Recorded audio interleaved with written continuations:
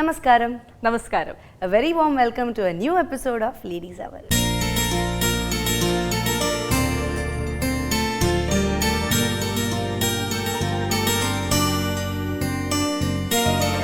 ബോംബെയുടെ അഭിമാനമായ ആ ഒരു ബാന്ദ്ര വെർലി പാലം,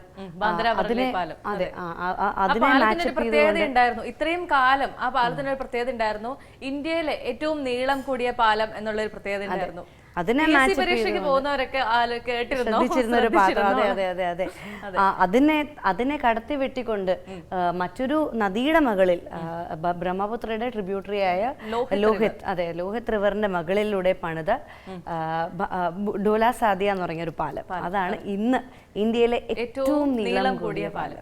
പാലത്തിന് മറ്റൊരു പ്രത്യേകത കൂടിയുണ്ട്. ഈ പാലം കടന്നു പോകുന്നത് 9.15 കിലോമീറ്റർ ആണ് പാലത്തിന്റെ ഒരു ദൈർഘ്യം എന്ന് പറയുന്നത്. പാലം കടന്നു പോകുന്നത് ആസാമിനെയും കിഴക്കൻ അരുണാചൽ പ്രദേശിനെയും തമ്മിൽ ബന്ധിപ്പിക്കുകയാണ്. അവിടെ തന്നെ ആസാമിലുള്ള ഒരു പ്രശസ്ത സംഗീതജ്ഞനായ ദാദാ സാഹേബ് ഫാൽക്കെ അവാർഡ് വരെ, ഇന്ത്യയിലെ ഏറ്റവും പരമോന്നത ബഹുമതികളിലൊന്നായ ദാദാ സാഹേബ് ഫാൽക്കെ അവാർഡ് വരെ ലഭിച്ചിട്ടുള്ള ഭൂപൻ ഹസാരിക എന്ന് പറയുന്ന ഒരു സംഗീതജ്ഞനോടുള്ള ആദര സൂചകമായിട്ട് ഭൂപൻ ഹസാരിക എന്നുകൂടെ ഈ പാലത്തിന് നാമനിർദ്ദേശം ചെയ്തിരുന്നു. കഴിഞ്ഞ മാസം അത് നമ്മുടെ പ്രധാനമന്ത്രി ശ്രീ നരേന്ദ്രമോദി രാഷ്ട്രത്തിന് സമർപ്പിക്കുകയും ചെയ്തിരുന്നു. അത് ഒരുപാട് സൈനിക ആവശ്യങ്ങൾക്ക് കൂടി ഉപയോഗിക്കാൻ പറ്റുന്ന തരത്തിലാണ് പാലം നിർമ്മിച്ചിട്ടുള്ളത്. പ്രത്യേകിച്ചും നമ്മൾ ചൈനയുമായിട്ടുള്ള നമ്മുടെ ഡിപ്ലോമാറ്റിക് റിലേഷൻസ്, നമ്മൾ എന്നും ഒരു ത്രെറ്റ് പ്രതീക്ഷിച്ചിരിക്കുമ്പോൾ ചൈനയിൽ നിന്നും 100 കിലോമീറ്റർ മാത്രമേ ഉള്ളൂ. ചൈനീസ് അതിർത്തിയിൽ നിന്ന് 100 കിലോമീറ്റർ മാത്രമേ ഉള്ളൂ ചൈനീസ് അതിർത്തിയിലേക്ക് ഈ പാലത്തിലൂടെ എത്തപ്പെടാൻ. അതെ, അതുകൊണ്ട് തന്നെ ഈ പാലം ശരിക്കും അധികം നല്ല സാങ്കേതിക വിദ്യ, ഒത്തിരി അധികം വെയിറ്റ് താങ്ങാൻ കഴിയുന്ന നമ്മുടെ ടാങ്കർ കോൺവോയ്സ്, ആർമി കോൺവോയ്സിന് പോകാൻ പറ്റുന്ന രീതിയിലുള്ള ഒരു പാലം തന്നെയാണ് ഈ ഒരു പാലം. അരുണാചൽ പ്രദേശ് എന്ന് പറഞ്ഞ ആ ഒരു ഇത്ര ഭംഗിയാർന്ന സ്ഥലം, അവിടെ ഒരു എയർപോർട്ട് ഇല്ല. അപ്പൊ ശരിക്കും ആസാമിൽ വന്നു ചേരുന്ന ആൾക്കാർക്ക് ആസാമിൽ നിന്നും അരുണാചൽ പ്രദേശിലേക്ക് പോകാനായിട്ടുള്ള ദൂരം 6 മണിക്കൂറിൽ നിന്നും 1 മണിക്കൂറായി കുറയാണ്. അതെന്ന് പറയുന്നത് തന്നെ വലിയൊരു കാര്യമാണല്ലേ. 6 മണിക്കൂർ ഉണ്ടായിരുന്ന യാത്ര ഒരു പാലത്തിന്റെ വരവോടുകൂടി 1 മണിക്കൂറായി കുറയാന്ന് പറഞ്ഞു കഴിഞ്ഞാൽ അവിടെ വരുന്ന ടൂറിസം സാധ്യതകളെ ഈ പാലം തീർച്ചയായിട്ടും ഒരുപാട് ബൂസ്റ്റ് ചെയ്യുന്നുണ്ട് എന്നുള്ളത്. അപ്പോൾ ഇത്രയും അധികം ഒരു നല്ലൊരു സന്തോഷ വാർത്തയോടുകൂടി നമുക്ക് ഇന്നത്തെ എപ്പിസോഡ് നമ്മൾ തുടങ്ങിയിരിക്കുകയാണ്. ആദ്യത്തെ സെഗ്മെന്റ് കണ്ടിട്ട് വരാം. ആദ്യ സെഗ്മെന്റ്.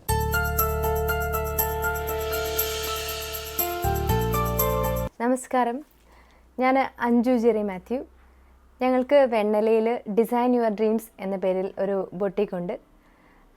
പേര് സൂചിപ്പിക്കുന്ന പോലെ തന്നെ മറ്റുള്ളവരുടെ സ്വപ്നങ്ങൾ നെയ്തു കൊടുക്കുക എന്നുള്ളതാണ് ഞങ്ങളുടെ ബൊട്ടിക്കിൻ്റെ ഏറ്റവും വലിയ ലക്ഷ്യം. ഇതിപ്പോൾ സ്റ്റാർട്ട് ചെയ്തിട്ട് 1 വർഷം കഴിഞ്ഞു.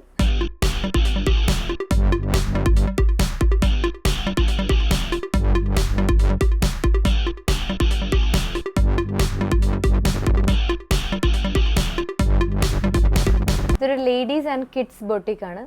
അപ്പോൾ കിഡ്സിൻ്റെ ഡ്രസ്സസ് നമ്മൾ റെഡിമെയ്ഡ് ആയിട്ട് ഇവിടെ വെച്ചിട്ടില്ല. പക്ഷെ നമ്മൾ ഏത് ഒക്കേഷൻസിലാണെങ്കിലും, ഇപ്പോൾ ബാപ്റ്റിസം ആണെങ്കിലും ബർത്ത്ഡേ പാർട്ടിക്കാണെങ്കിലും എന്തെങ്കിലും ഫംഗ്ഷൻസ് അറ്റൻഡ് ചെയ്യാനാണെങ്കിലും എന്തിനു വേണ്ടിയാണെങ്കിലും കിഡ്സിന് വേണ്ടിയിട്ട് നമ്മൾ ഡ്രസ്സസ് ഡിസൈൻ ചെയ്ത് കൊടുക്കും, കസ്റ്റമൈസ് ചെയ്ത് കൊടുക്കും.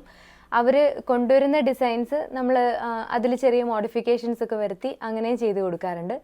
പിന്നെ ലേഡീസ് ഐറ്റംസ് പറയുവാണെങ്കിൽ നമുക്കിവിടെ റെഡിമെയ്ഡ് പാർട്ടി വെയർ സൽവാറുകളുണ്ട്.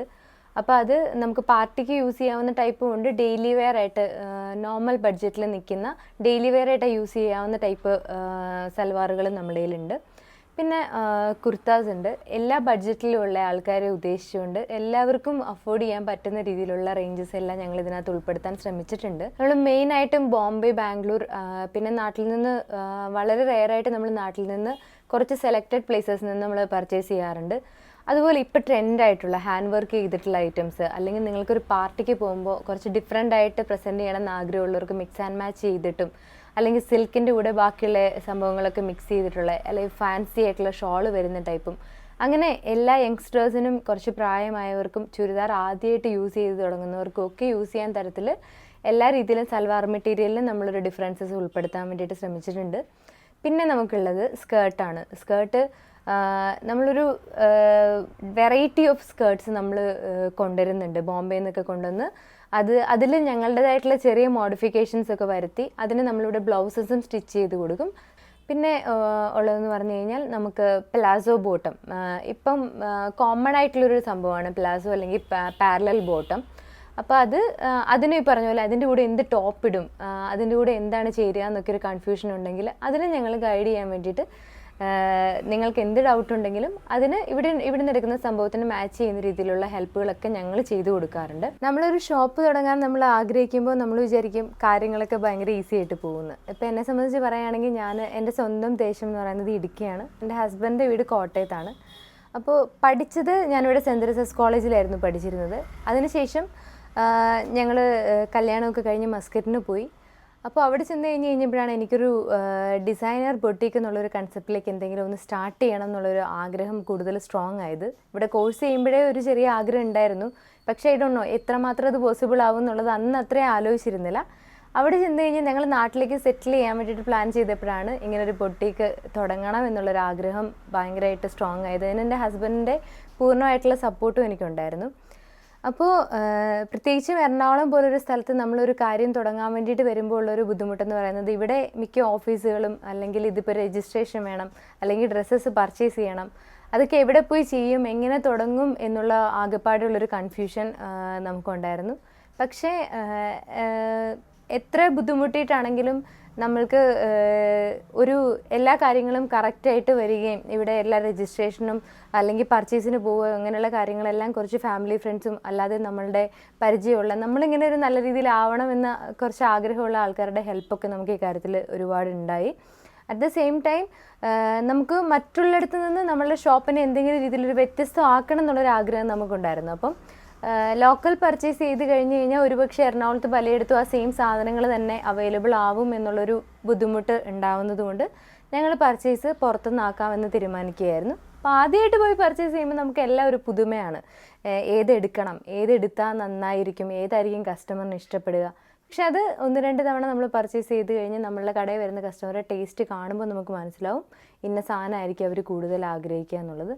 പിന്നെ എൻ്റെ കൺസെപ്റ്റ് എന്ന് പറയുന്നത് ഒരു ഡിസൈനർ ബൊട്ടീക്ക് ആയിരുന്നത് കൊണ്ട് തന്നെ കൂടുതലും നമ്മൾ ഫോക്കസ് ചെയ്തിരുന്ന ഡിസൈനിങ്ങിലാണ്. റെഡിമെയ്ഡ്സ് എന്ന് പറയുന്നത് ആൾക്കാർക്ക് വരുമ്പോൾ ഇനി അതല്ല മറ്റൊരു ഓപ്ഷൻ എന്നുള്ള രീതിയിലൊരു ഓപ്ഷൻ കൊടുക്കാമെന്ന് ഉദ്ദേശിച്ചിട്ട് മാത്രമാണ് നമ്മൾ റെഡിമെയ്ഡ് ഐറ്റംസ് കൂടുതൽ ഉൾപ്പെടുത്തിയത്. ഡിസൈനിങ് വളരെ ഇഷ്ടമായിരുന്നു. അപ്പോൾ +2 കഴിഞ്ഞപ്പോൾ തൊട്ട് പപ്പയുടെ അടുത്ത് പറയുന്നുണ്ടെങ്കിൽ എന്നെ വിടില്ലായിരുന്നു.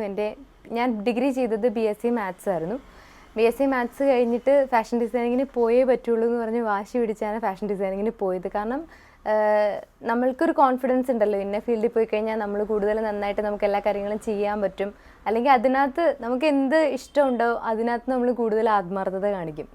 അപ്പോൾ ആദ്യം പറഞ്ഞപ്പോൾ സമ്മതിച്ചില്ലെങ്കിലും പിന്നീട് അവർ ആ ഒരു നമ്മളിതിനകത്ത് കുറച്ച് ജെന്യുവൻ ആണ് അല്ലെങ്കിൽ ഇതിനകത്ത് കുറച്ച് സീരിയസ് ആണെന്ന് മനസ്സിലാക്കി കഴിഞ്ഞപ്പോൾ അവരുടെ ഫുൾ സപ്പോർട്ട് ഉണ്ടായിരുന്നു. പിന്നെ കല്യാണം കഴിഞ്ഞ് ചെന്നപ്പോൾ ഹസ്ബൻഡിൻ്റെ ഫാമിലിയിൽ നിന്ന് ഫുൾ സപ്പോർട്ട് ഉണ്ടായിരുന്നു. ഹസ്ബൻഡ് വളരെ സപ്പോർട്ടായിരുന്നു.